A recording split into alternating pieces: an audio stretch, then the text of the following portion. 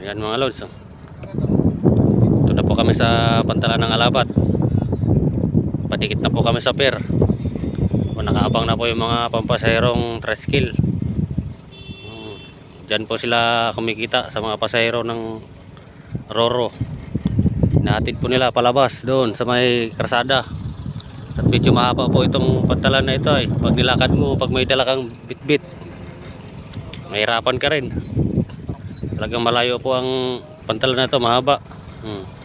Ito po yung dulo. Yan, pupunta dyan. Ito po yung pinakagitna. Doon pa po ang labas niyan. Malayo pa po. Malayo pa po ang labas niyan. Po mga loads. Nakadikit na kami. Okay. Tutok na kami sa pantalan. Pinahagis na po ang tali.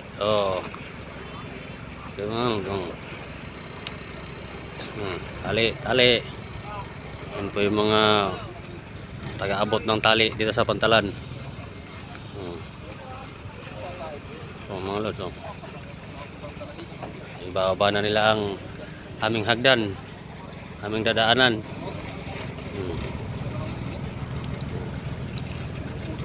Tutok na po yan para may dikit ang aming hagdan para kami may makababa na.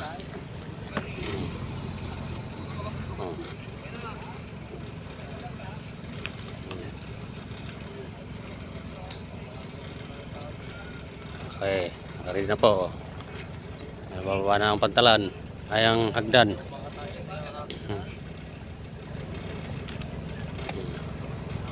Pwede na kami bumaba mga lods.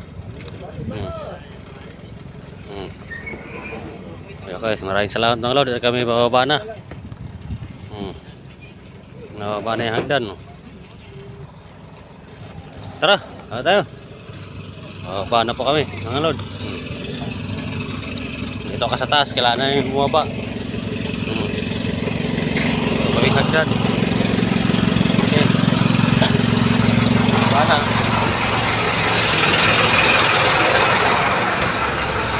Bata po kami. Nasa loob. Ito po kainit sa loob.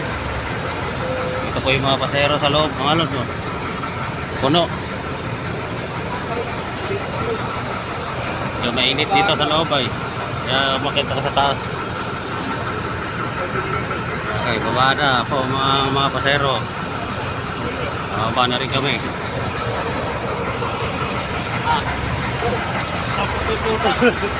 na rin kami. Baba na rin kami. Ayan pangalog. Ayan po. Ito maganda. Ito.